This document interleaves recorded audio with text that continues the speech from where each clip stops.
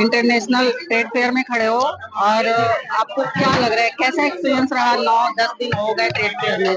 अच्छा रहता है, हर साल अच्छा ही रहता है जी। आप बेसिकली कहाँ से आए हो? राजस्थान, नागौर जिला।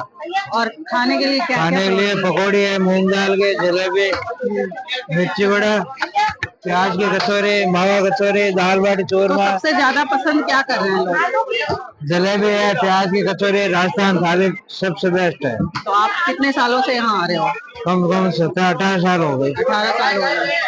तो अभी लग रहा है कि आज और कल में और ज्यादा भीड़ बढ़ने वाली है ट्रेड फेयर में। भीड़ तो होती है, हर साल होती है, और 2 दिन में एंड है तो एंड में ज्यादा ही होती है। तो आप अपने बेनिफिट से खुश हो? हाँ जी, खुश है, हर साल चाहते हो हर साल आए? हर साल ही आते हैं जी। ओके। 18 साल हो गई, हाँ हाँ, इसलिए 18 साल कंटिन्यू आते हैं। ठीक है, थैंक यू।